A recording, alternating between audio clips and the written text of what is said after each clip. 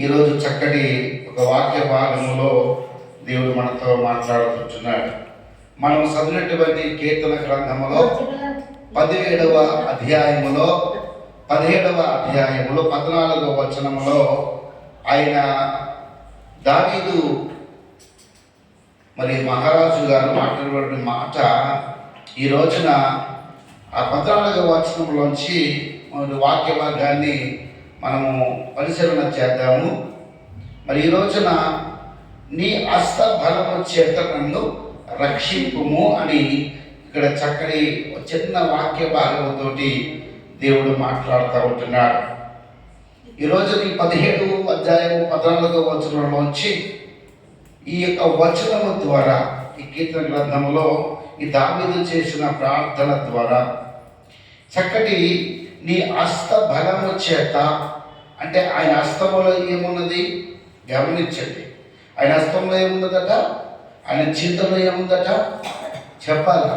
ఆయన హస్తములో ఏమండి చూడండి, ఆయన ప్రకటన గ్రంథంలో 2వ అధ్యాయంలో అక్కడ మనము చూసినట్లయితే తన కుడి చేతితో ఎలాగంటే తన కుడి చేతితో ఏం పట్టుకున్నాడైనా 7 నక్షత్రములు 7 దీపస్తంభముల మధ్య.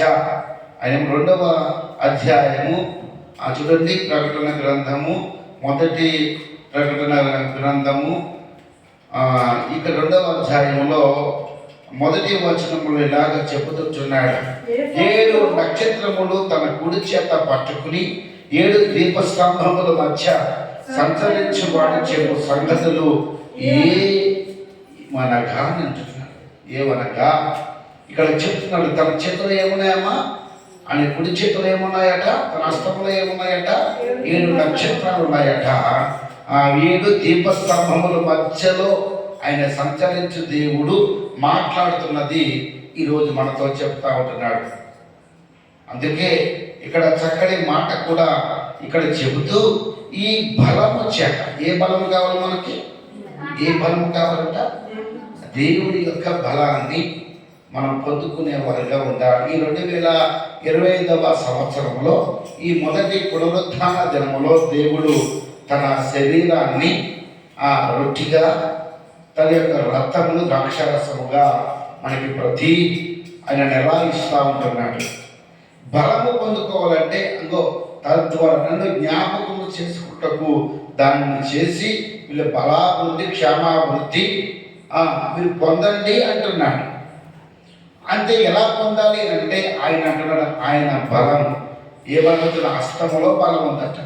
అందుకే నా హస్తము మనల్ని దీవించడానికి ఆశీర్వదించడానికి కురచ కాలేదట. ఆయన హస్తము కురచ కాలేదట. ఈ రోజున అటువంటి బలాన్ని మనం పొందుకోవాలని ఇక్కడ చెబుతున్నాం. దేవుడికి మహిమ కలుగును గాక. యెషయా గ్రంథంలో మనము ఒక మాటను చూద్దామా. యెషయా గ్రంథము ఈ చక్కటి వాక్య భాగంలో దేవుడు మరి ఆయన ఉద్దేశమైనటువంటి రీతిలో ఆయన మనతో మాట్లాడుతుంటున్నాడు. 40వ అధ్యాయము యెషయా గ్రంథము 40వ అధ్యాయములో ఒక చక్కటి మాట 31వ వచనం. యెహోవా కొరకు ఎదురు చూచువారు నూతన బలమును పొందుతురు అని రాయబడ్డది. ప్రేమైనటువంటి సంగమా, దేవుడి యొక్క సంఘములో విడిచిన వారులారా, ఈ రోజు ఆయన యెహోవా కొరకు మనం ఎదురు చూచేవారుగా ఉండాలి. తన హస్తము మన మీదకి వచ్చేలాగా చూసుకోవాలి. తన హస్తంలో బలము చేత మన సమృద్ధమైన దీవెనలతో ఈ యొక్క సంవత్సరం అంతా కూడా మనకి సమృద్ధిగా అభివృద్ధిగా ఆయన మనకి దయచేయటానికి ఇంకో ఈ రోజున తన యొక్క బల సంస్కారంలో మనకి ఇవ్వబోతా ఉంటున్నాడు. బలము పొందుకుంటే ఏం తింటే బలం వస్తుంది ఈ లోకంలో అంటే, బాదం పిస్త తింటే బలం రాదు, అది కొంతవరకే. అమ్మా ఇంకేం తింటే బలం వస్తుంది ఆరోగ్యకరంగా ఉంటుంది. డాక్టర్లు చాలామంది డాక్టర్స్ చెప్తూ ఉంటారు, పండ్లు తినండి అమ్మా. అవును కదా. చూడండి, ఎవరైనా అనారోగ్యంగా ఉన్నారు లేకపోతే ఆపరేషన్ చేయించుకున్నారు అని అనుకుంటే వాళ్ళ దగ్గరికి మనం ఏం పట్టుకెళ్తాం, బిర్యానీ పట్టుకెళ్తామా, ఏం పట్టుకెళ్తామమ్మా, బ్రెడ్ కానీ ఫ్రూట్స్ కానీ తీసుకెళ్తాం. ఎందుకు అది ఎక్కడి నుంచి వచ్చింది అంటే పండ్లు తింటే వారు అన్నం తినొద్దు, ఏది తినొద్దు, వారు పండ్లే తినాలి. నిజంగా మనమైతే ఇక్కడ ఆహారం ఈ యొక్క వరి పంట ఎక్కువ కాబట్టి మనము ఆహారం తింటున్నప్పుడు కొన్ని దేశాల్లో రొట్టె తింటారు. ఎందుకంటారు? రొట్టె తింటారు. ఆ విధంగానే పండ్లు చక్కగా ఉదయకాలంలో లేచి చక్కగా యాపిల్ పండ్లు, దానిమ్మ పండ్లు ఇవన్నీ కూడా ఒలుచుకుని చక్కగా వారు బ్రేక్ఫాస్ట్ తింటూ ఉంటారు. దానివల్ల కూడా బలం వస్తుందా? వస్తుంది, కొంతవరకు వస్తుంది. కానీ నువ్వు జీవిత కాలం అంతా కూడా నువ్వు బలంగా ఉండాలి అని అంటే మనం ఎవరి గురించి ఎదురు చూడాలి అని అంటే ఇంకో తన యెహోవా అంటే తన శరీరం ఎదురు చూడాలి, తన రక్తం గురించి ఎదురు చూస్తూ ఉండాలి. అప్పుడు చూస్తే కనుక ఆయన గురించి మనం ఎదురు చూస్తే కనుక ఆయన రక్షణ బట్టి ఆయన ఎదురు చూస్తే కనుక నూతన బలం. ఏ బలం అది? ఎప్పటికప్పుడే బలం పొందుకోవాలి మనం, అంతే కదా, ఎప్పటికప్పుడే. ఎందుకంటే మనం బలహీనులుగా ఈ లోకంలో ఉన్నప్పటికీ దేవుడు మనకి బలాన్ని అనుగ్రహించడానికి ఆయన మన కొరకు ఆయన యొక్క త్యాగం అయిపోయాడు. తన శరీరాన్ని నిలగొచ్చుకున్నాడు. ఆయన బలవంతుడు కదా, ఆయన బలవంతుడే. అంతే కదా, యెషయా గ్రంథము 9:6 చెప్పిన ప్రకారంగా ఆయన ఆశ్చర్యకరుడు, ఆయన ఆలోచనకర్త, నిశ్చితకు తండ్రి, బలమైన దేవుడు, సమాధానపతి అధిపతి అయినటువంటి దేవుడు. ఆయన బలమైన దేవుడు. తన బలాన్ని చూపించే వారందరినీ కొడా దెబ్బలు తగలకుండా ఆయన బలాన్ని చూపించలేడా? అయితే మానవుడిగా మనిషి కుమారుడికి లోకాన్ని జన్మించాడు కాబట్టి ఇంకో పరిశుద్ధుడంటే ఈ విధంగా ఉండాలి అని ఒక సూచన గుర్తుగా ఆయనే పరలోకము నుంచి వచ్చేటువంటి ఆహారం అయి ఉన్నాడు. ఆయనే జీవాహారం అయి ఉన్నాడు. పరమ ఆయన జీవాహారం అయి ఉన్నాడు. ఈ రోజున ఆ ఆహారాన్ని మనం భుజించాలి. మనం రోజు తింటాము, అది తినేది ఆహారం కాదు. అయితే ఈరోజు చూడండి, ఈ తన యొక్క రొట్టెను, తన యొక్క ద్రాక్షారసాన్ని మనం స్వీకరించినట్లయితే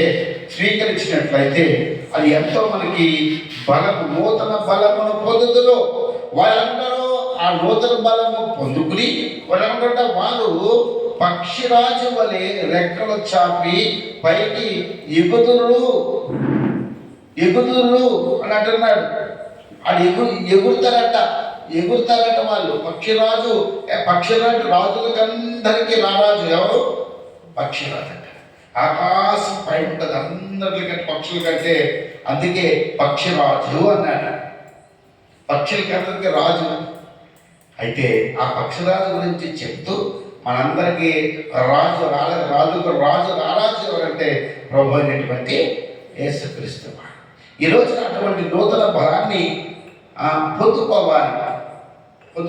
మరొక వాక్యంలో మనం చూసినట్లయితే న్యాయాధిపతుల గ్రంథంలో ఆ కాలంలో జరిగినటువంటి కొన్ని విషయాలు, ఆ న్యాయాధిపతుల గ్రంథము 5వ అధ్యాయంలో ఇక్కడ చూడండి, చక్కటి వాక్య భాగం ఇది. 5వ అధ్యాయము 31వ వచనం. ఇది కూడా 31వ వచనం. యెహోవా నీ శత్రువులందరూ అలాగునే నశించెదరు. ఈ వాక్యం చూడండి. అయినను ప్రేమించువారు బలముతో ఉదయించు సూర్యుని వలె నుందురు అని పాట పాడారు. ఇక్కడ దావీదు ఏ విధంగా పాట పాడాడో ఇక్కడ కూడా ఇశ్రాయేలు ప్రజలు తన దేవునికి ఏం చేశారంట, వారు కూడా పాటను పాడారు. ఏమని పాడారు? పాటలంటే నా శత్రువులందరూ కూడా నశించిపోయారు. నా శత్రువులందరూ కూడా ఏమైపోయారట? నశించిపోయారు. అయితే అయినను అయ్యా దేవా, నన్ను ప్రేమించావు కాబట్టి బలముతో, ఏ బలమట? ప్రతిదినము ఉదయించే సూర్యునితో పోల్చాడు. మనం బలం ఎలాగొస్తుంది అంటే ఉదయించే సూర్యుని వలె ఆ విధంగా బలం ఉంటుంది. మీకు తెలుసా, సూర్యకాంతి తగకపోతే, శరీరానికి తాకపోతే మనం కొన్ని కణాలు మనలో రావచ్చు. ఏమమ్మా, కొన్ని మన యొక్క శరీరం మీద ఆ సూర్యు యొక్క క్రాంతి మన మీద పడకపోతే, చిన్నపిల్లలు చాలామంది చూడండి, చంటి బిడ్డలను ఏం చేస్తారు? రొప్ప వచ్చిన దగ్గు వచ్చిన ఏం చేస్తారు వాళ్ళు? చిన్నపిల్లలు పుట్టిన బిడ్డలు ఏం చేస్తారు? ఒక వారంలో పుట్టిన బిడ్డలు ఏం చేస్తారు? ఎండలో పెంచమంటారు. ఎందుకంటే ఆ సూర్యుని యొక్క సూర్యు యొక్క రశ్మి ఆ యొక్క బిడ్డ మీద పడినప్పుడు అమ్మా వారు బలం అందుకుంటారు. దేవుడికి మహిమ కలుగును గాక. అటువంటి బలం, అందుకే ఆయన పేరు ఉదయించే సూర్యుడు. ఏ సూర్యుడు అమ్మా? లేవు త్యాగం లేవు నీ మీద ఏమైనా వెలుగు ఉదయించు అన్నాడు యెషయా. లేవు త్యాగం అంటే ఆ ఉదయించే సూర్యుడు ఎవరంటే మన ప్రభు అయినటువంటి అమ్మ ఈ సూర్య చంద్రులు ఎవరు చేశారు? ఆయన మాటతో ఇవన్నీ కూడా సృజించినటువంటి దేవుడుగా మన మధ్యలో ఉన్నాడు. దేవుడికి మహిమ కలుగును గాక. ఆ తర్వాత ఇక్కడ వాళ్ళు కూడా పాట పాడి అలాగే వెళుతూ సమయంలో మళ్ళీ 6వ అధ్యాయంలో ఇక్కడ చెప్తున్న మాట 6వ అధ్యాయము 14వ వచనంలో కూడా మనము ఆ మాటను చూద్దాం. అంతటి యెహోవా అతని తట్టు తిరిగి బలము తెచ్చుకుని వెళ్ళి మిద్యానీయుల చేతుల నుండి ఇశ్రాయేలును రక్షించును, నిన్ను పంపిన వాడు నేనే అని చెప్పగా అతడు చిత్తము నా ఏడవాడా, దేని సహాయం చేత నేను ఇశ్రాయేలుకు రక్షింపగలను? నా కుటుంబం మనిషి గోత్రంలో ఎన్నికలేనిది, నా పితరుల కుటుంబంలో నేను కనిష్ఠుని చిన్నవాడిని అతనితో చెప్పాను. అందుకు యెహోవా అంటున్నాడు, అయితే ఏంటి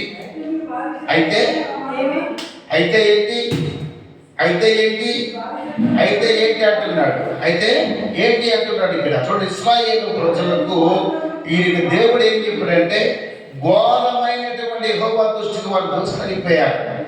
7 ఏళ్ల వారిని మిద్యానీయులకు అప్పచెప్పి మిద్యానీయుల యొక్క చేతుల్లో నుంచి వారిని విడిపించక అంటే ఏమైపోయారు వారు ఇశ్రాయేలు ప్రజలు ఏమైపోయారమ్మా? చూడండి, కొంతకాలమేమో చలిగా ఉండేవారు, కొంతకాలము ఎండగా ఉండేవారు, కొంతకాలము దేవుడికి విధేయతలు కలిగి ఉండేవారు, కొంతకాలము దేవుడికి విరోధులుగా అయిపోయేవారు. చూడండి, ఈ రోజున ఆవిడ చలిగా వెచ్చగా ఉండదు, ఉంటే చలిగా ఉండాలి, లేకపోతే వెచ్చగా ఉండాలి.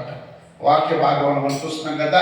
ఈ ప్రజలు దేవునికి దోషమైపోయారు. ఈ 16వ అధ్యాయంలో మనం చూసినట్లయితే న్యాయాధిపతుల గ్రంథంలో ఆ దేవుడికి విరోధులైపోయాడు, దుష్టులైపోయారు. అప్పుడు దుష్టులైనప్పుడు వీరందరినీ ఏం చేశాడు? మిద్యానీయుల చేతుల్లోకి అప్పచెప్పేశాడు. వారు పడిన బాధలు ఎన్ని సంవత్సరాలు పడ్డారో తెలుసా? మిద్యానీయుల 6వ అధ్యాయము 2వ వచనంలో మనం అక్కడ చూసినట్లయితే మిద్యానీయులు చెయ్య ఇశ్రాయేలుల మీద హెచ్చుగైన కనుక వారి మిద్యానీయులు ఎదుట నిలవలేకపోయారు. వాళ్ళు నిలవలేక పంటలోకి, గృహంలోకి, చెట్టుకి, పుట్టకి వేరైపోయారు.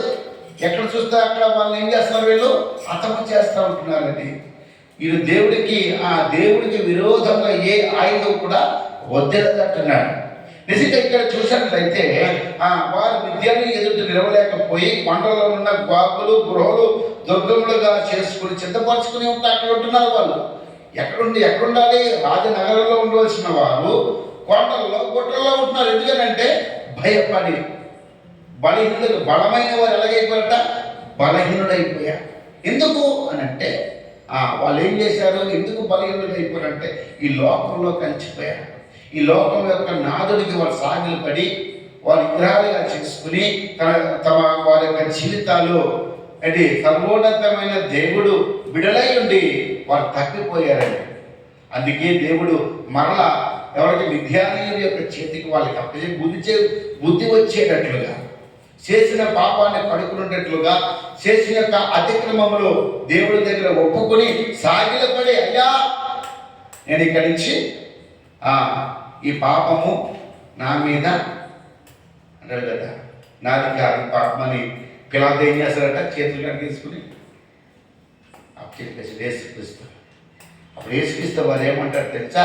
వీళ్ళందరూ లోపల ప్రజలందరూ ఏడుస్తూ ఉంటుంటే, అమ్మ నా కొరకు మీరు ఏడవకండి. ఎవరి కొరకు ఏడమంటున్నాడు? యేసుక్రీస్తు వారు ఎవరి కొరకమ్మా? మీ కొరకు, మీ బిడ్డల కొరకు. అబ్బా రాబోయే ఉగ్రత నుంచి తప్పించుకోవాలంటే మీరు మీ బిడ్డలను భద్రంగా పెట్టుకుని రక్షించేవాడు ఎవరు? సంరక్షించేవాడు ఎవరు? మీ బిడ్డల కాపుదల రానటువంటి అపవాది యొక్క ఉగ్రత లోపల ఉంటున్నాము కాబట్టి ఆ ఉగ్ర నుంచి తప్పించుకోవాలంటే మీరు కన్నీటి ప్రార్థన అవసరం. మీరు బలం పొందుకోవాలంటే దేవుడికి విరోధులుగా ఉండకూడదు. అది ఇక్కడ చక్కగా మాటలు ఇక్కడ చెబుతూ ఇక్కడ ఏం చెప్పారు తెలుసా? వారు విద్యానీయులు వీళ్ళు ఇశ్రాయేలు ప్రజలు వేస్తున్న పంటను ప్రతినిధి కూడా తినేస్తున్నారు, వాళ్ళు చేస్తున్నారు. వాళ్ళకి ఉండకూడదని ఇవన్నీ కూడా దేవుడికి విరోధమైనప్పుడు ఇవన్నీ కూడా సంభవిస్తాయి. మన జీవితంలో, నా జీవితంలో కూడా అంతే. దేవుడికి విరుద్ధంగా ఏదైనా చేసామా మనకి అన్నీ కూడా ఏమైపోతాయంటే మళ్ళా ఆ ఒకటి వెనక్కి వెళ్ళిపోతాయట. అందుకని ఆశీర్వాదమే మనకి ఐశ్వర్యము ఘనతనిచ్చినట. ఆయన ఆశీర్వాదం మనం ఉండాలి, మన మీద, మన తల మీద, మన శరీరం మీద, మన కుటుంబం మీద, మన సంఘాల మీద, మన బిడ్డల మీద, మన బంధువుల మీద ఆయన ఆశీర్వాదం ఉండాలి అని అంటే మనకు దేవుడికి మనం ఏం చేసుకోవాలంటే మన హృదయాన్ని అర్పించుకోవాలి. ఈ లోకంలో మన శరీరాన్ని నలగొచ్చుకుని, ఆయన ఏదైతే నలగొచ్చుకున్నాడో మనం కూడా నలగొచ్చుకుని ఆయనకు మనం ఏమైపోవాలట? ప్రేమకైతే వెళ్ళిపోవాలట. అందుకే అపోస్తలుడైన పౌలు అంటాడు, నేను ఎవరి కొరకు ఏం చేస్తానంటే నేను యేసు కొరకు చేస్తాను, నా ప్రియుడు నేను ఆయన ప్రేమకైతే అంటున్నాడు అపోస్తలుడైన పౌలు కొరింథీయులకు రాసిన పత్రికలో. ఈ రోజున కూడా మనము ఇక్కడ కొన్ని మాటలు ఏమని చెప్పినట్ట, మనం బలం పొందుకోవాలంటే, మనం రక్షించుకోవాలంటే, మన శత్రువుడు ఎదుట ఆయన భోజనము సిద్ధపాటు చేయాలంటే మనం మొట్టమొదటిగా చేయవలసింది ఏంటంటే దేవుడి యొక్క మనసుకు తిరగాలి. దేవుడి యొక్క మన ఎలా చేసేటువంటి ప్రతి పనిని మనం జ్ఞాపకము తెచ్చుకుని ఇంకా నూతన వారుగా యెహోవా కొరకు ఎదురు చూసేవారు నూతన బలమును పొందుకున్నట్లుగా మనం కూడా బలం పొందుకోవాలట. ఏ బలం అంటే తన రక్తాన్ని, తన యొక్క శరీరాన్ని మనం ప్రతి వారము లేదా నెలకొకసారి ఖచ్చితంగా ఆయన మనలో ఉండాలంటే ఆయన ఖచ్చితంగా జ్ఞాపకం చేసుకోవాలి. అందుకంటాడు కదా కొరింథీయులకు వచ్చినటువంటి మొదటి పత్రికలో 11వ అధ్యాయంలో 23వ వచనంలో చెప్తాడు, నేను ఆ రాత్రి అప్పగించిన రాత్రే ఒక రొట్టెను ఎత్తుకున్నాను, అది దేవునికి పైకెత్తి కృతజ్ఞతలు చెల్లించి విరిచి ఒక రొట్టె అనేక మంది కొరకు, ఒక ప్రభువు వారు ప్రపంచమంతటి యొక్క పాపాల నుంచి ఏ విధంగా విముక్తి చేశాడో ఒక రొట్టె ఏమిటమ్మా, ఒక రొట్టె తీసుకుని అనేకులకు విరిచి ఇచ్చాడట. అబ్బా ఎంత విచిత్రం అండి! ఆయన చేసేటువంటి గొప్ప కార్యాలు. ఆయన చిన్నపిల్లవాడి చేతిలో ఏ విధంగా 2 చేపలు 5 రొట్టెలు ఏ విధంగా 5,000 మందికి ఏ విధంగా ఆశ్చర్యకరంగా చేశాడు. అది దేనికోసం అంటే తన మహిమను కనపరుచుకుంటకు. ప్రభువైన యేసుక్రీస్తు వారు మనకి ఇంత బలం ఉంది, ఇంత జ్ఞానం ఉంది, ఇంత మనకి ఇది ఉంది అది ఉందని ఎప్పుడు అనుకోకూడదు. అంటే ఇదంతా కూడా ఎవరు ఇచ్చారమ్మా? దేవుడే ఇచ్చాడు. దేవుడు ఇవ్వకపోతే ఈ మహాపట్నంలోకి ఆయన నడిపించకపోతే మనం వచ్చేవాళ్ళమా? ఎక్కడ ఉండే వాళ్ళం, ఏం చేసుకునే వాళ్ళం, ఎట్లా వెళ్ళిపోయేవాళ్ళం, లోపల కలిసిపోయేవాళ్ళమేమో. కానీ ఆయన మహాకృప మనల్ని పట్టుకుని ఎక్కడ తీసుకొచ్చిందంట? తన సన్నిధిలో తీసుకొచ్చిందంటే, తన రాజ్యంలో తీసుకొచ్చిందంటే. ఎందుకంటే ఇది బలహీనులుగా కాకుండా నూతన పరచుకోవాలి. పక్షిరాజు ఏ విధంగా తన యొక్క ఆ యవ్వనముల దిశలో పైకి ఎగురుతూ అంటే మనకు బలాన్ని ఎలా పోల్చాడు దేవుని అంటే యెషయా గ్రంథంలో ఎలా పోల్చాడమ్మా? ఎలా పోల్చాడు? పక్షిరాజు వలె. అంటే ఆ పక్షి ఏ విధంగా ఎంత ఎత్తుగా ఉంటుందో తన బలమైన రెక్కల మీద ఎగురుతూ ఉంటుంది. ఆ రెక్క లేకపోతే ఎగరగలుగుతా, ఆ బలమైన లేకపోతే ఎగరగలుగుతా ఎగరు. మనం కూడా అలాగే ఎగురుదుము అంటున్నాడు. ఆ పక్షులను ఎలాగైతే ఎగిరిందో ఆకాశం అంతా ఎత్తులో ఉంటుందో మనం కూడా అటువంటి బలాన్ని పొందుకోవాలి. పైకంటే ఎక్కడికి? పైకంటే పోదాము పైకి పోదాము. సువార్త చెప్పబోదాం. పైకంటే ఆ పైకి కాదు, పర్లొక్క కాదు. అయితే పైకంటే ఇంకా చెప్పచ్చు. దేశాలు ఇంకా పైన ఉన్నాయి కదా, ఆ దేశాలకు పోదామని సువార్త చెప్పి చాటిద్దామని ఆ రోజు పాడినటువంటి పాట. అంటే పైకి అంటే పైకి ఎగురటం వల్ల, పైకి రావటం వల్ల మనకి ఏంటంటే ఆశీర్వాదమే. అందుకే ఇక్కడ 14వ వచనంలో అంటాడు, అంతని యెహోవా అతని తట్టు తిరిగి, ఇక నువ్వు భయపడకో, నేను నీకు బలము ఇచ్చేదనన్నాడు. మంచి మాట కదండి. మాట చెప్పి బలం ఇచ్చిస్తాను అని చెప్పినప్పుడు ఏమంటే భయపడాలా? ఇప్పుడు డాక్టర్ దగ్గరికి వెళ్ళాం, ఏమొస్తుంది, నాకు ఏదో బాధ ఉంది, కడుపులో బాధ ఉంది. ఏం చేస్తాడు? చిన్న సూదిచ్చి తగ్గిపోద్ది అంటాడు. నీరసంగా ఉంటే నీ బలానికి ఒక ఇంజక్షన్ చేస్తానంటాడు. అది ఇచ్చినప్పుడు మనము విశ్వాసం ఉంచాలంటే ఏమించాలి? అటు ప్రార్థన చేసుకోవాలి, ఇటు అది కూడా తీసుకోవాలి. లోకానుసారంగా శరీరం కదా, రెండు ఉండాలి. దేవుడు ఇస్తాడు. అయితే చూడండి, విశ్వాసం ఉంచి దేవుడి దగ్గర చాలామంది డాక్టర్ దగ్గరికి వెళ్ళకుండా ప్రార్థన చేస్తారు. ఏం చేస్తారమ్మా? ప్రార్థన దైవ సేవకుల చేత ప్రార్థన చేయించుకుంటారు. తన విశ్వాసము తనని ఆ యొక్క నిప్పు నుంచి విడుదల చేస్తారు. తన యొక్క కడుపులో బాధ నుంచి విడుదల చేస్తారు. వాళ్ళు బలమును అందుకుంటారు. ఏం చేస్తారట? బలమును అందుకుంటారు. ఇక్కడ చూడండి, ఇక్కడ మనస్సు నేను ఇతను ఇక్కడ యోషువ ఇక్కడ ఏమంటాడో చూడండి. 15వ వచనంలో, అతడు చిత్తము నా ఏలినవాడ, దేని సహాయం చేత నేను ఇశ్రాయేలును రక్షింపగలను? గిద్యోను అంటున్నాడు. ఇక్కడ గిద్యోనికి దేవుడు దర్శనం ఇచ్చి గిద్యోను ఒక న్యాయాధిపతిని లేపాడు. ఇక్కడ ఏనమ్మా, గిద్యోను న్యాయాధిపతిని లేపినప్పుడు దేవుడు అంటున్నాడు, గిద్యోను అంటున్నాడు దేవుడితో, అయ్యా నేను ఎన్నిక లేని వాడినయ్యా, నేను కుటుంబంలో చిన్నవాడినయ్యా, నాకేమీ తెలియదు, నాకు బలం లేదయ్యా అంటున్నాడు. బలం ఇచ్చుకొని నేను రావాలంటే నాకు బలం లేదు అంటున్నాడు. ఈ రోజున కూడా ఆయన బలం ఇస్తున్నాడు. మనం బలహీనంగా ఉండదు. బలవంతుల చేతిలో బాణవంతులాగా వాడబడాల. ఈరోజు అదే అంటున్నాడు, అయ్యా నేను మనిషే కుటుంబం గోత్రంలో పుట్టినవాడు. ఏ గోత్రం అది? మనిషి గోత్రం అంటే మనిషే గోత్రం చెప్పాలి. మనిషి అంటే ఒక వ్యక్తి నాకు తెలుసు కదా మనకి. మనిషి అంటే మర్చిపోవటం అర్థం కర్మ ఇదిగే ఒక చూడండి, అక్కడ మనిషి అంటే మర్చిపోవటం. దేవుడు చేసిన ప్రతి మేలును బట్టి మనిషి ఎత్తి మనిషి, ఆ మనిషి గురించి సమయం వచ్చినప్పుడు చెప్తాను సబ్జెక్టు. అంటే చూడండి, అంటే ఇక్కడ చూడండి, నేను ఆ గోత్రంలో పుట్టిన వాడిని, లేవే గోత్రం కాదు, ఏ గోత్రం కాదు, ఎన్నిక లేని గోత్రంలో పుట్టాడు.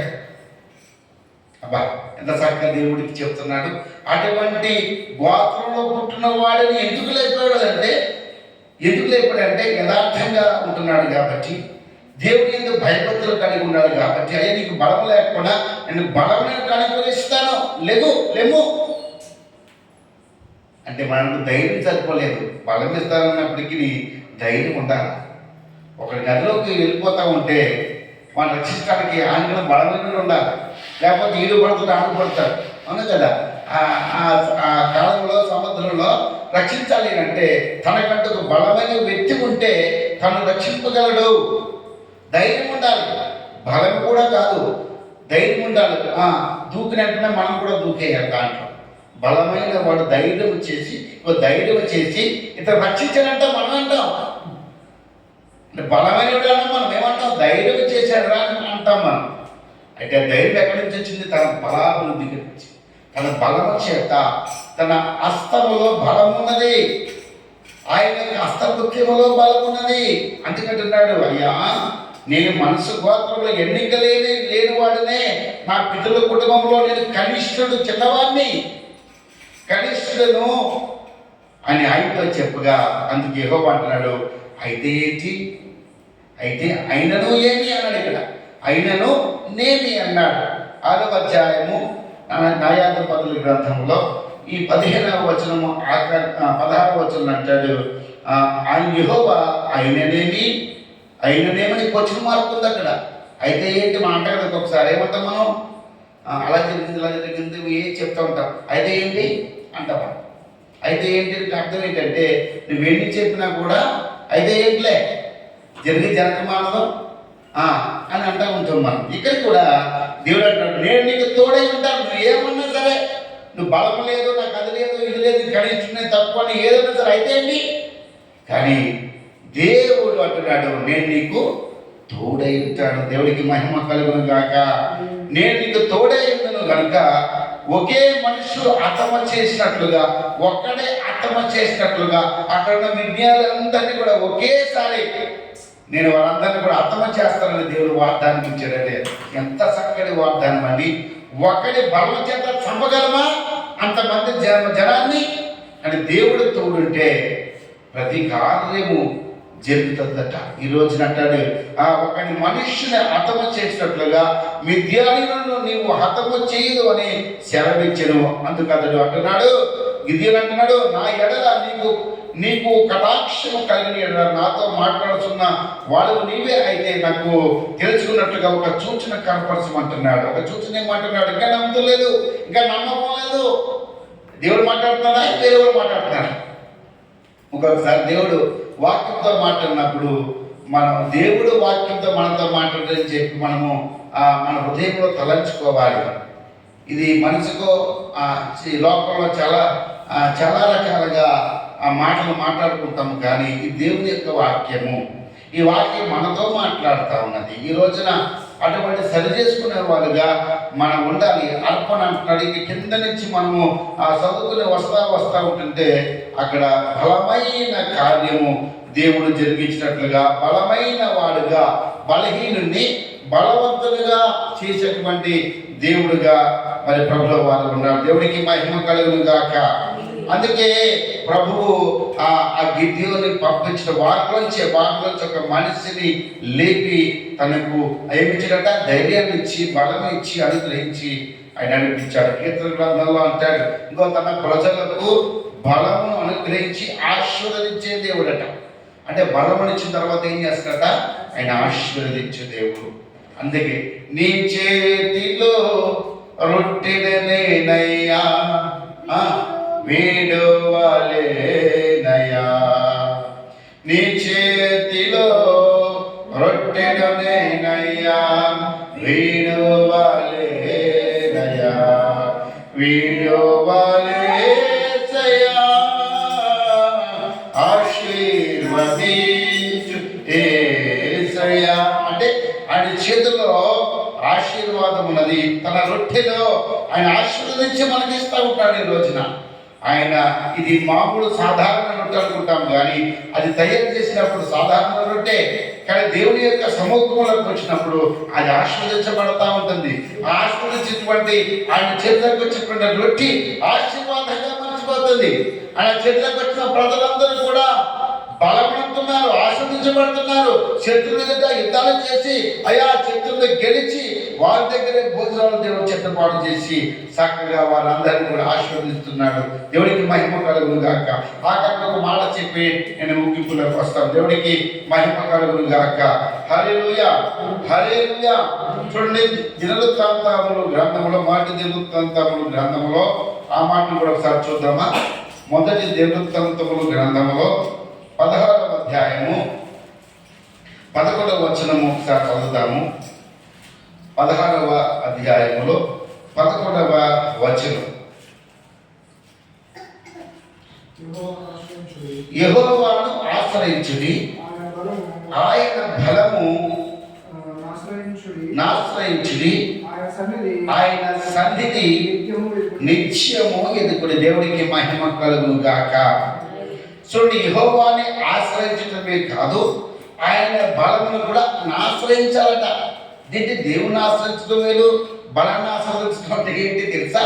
ఇంకో ఈ రోజున ఆ రొట్టెని మనం స్వీకరించాలి, ఆశ్రయించాలి. ఆయన్ని ఏ విధంగా మనం ఆశ్రయిస్తున్నామో, ఆయన్ని ఏ విధంగా గమనించండి, ఆయన్ని ఏ విధంగా ఆశ్రయిస్తున్నామో ఆ రొట్టె కూడా ఆయనే ఉన్నాడు, ఆ ద్రాక్షరసం ఆయనే ఉన్నాడు. ఆయన్ని కూడా ఆస్వాదించాలి. ఆస్వాదించినప్పుడు ఆయన సన్నిధి నీకు నిత్యము మనం వెళుతున్నప్పుడు తన బలాన్ని మనకి అనుగ్రహిస్తాడు. దేవుడికి మహిమ కలుగును గాక. నిత్యము వెతకాలి. మనం నిత్యం ఏమడుగుతాము? ఇంట్లో బెండగాలు ఉన్నాయా, దొండగాలు ఉన్నాయా, రేపు ఏం కూర ఉండాలా, ఆ పొద్దున్న పిల్లలకి టిఫిన్ వాళ్ళ అమ్మ పాపం చాలా బాధపడుతూ ఉంటుంది. అది మనం వెతుకుతూ ఉంటాం. చూడండి, ఈ రోజున మనం ఏది తినాలన్నా తల్లిగా సిద్ధపరుస్తారు, కానీ మనకు జీవాహారము తినుటకు ఆయనే జీవాహారంగా మారిపోయాడు. దేవుడికి మహిమ కలుగును గాక. ఆయన మనందరి కొరకు మనం నిత్యము వెతకాలంటే తనలో పాలు పంపులు పంచుకోవాలి.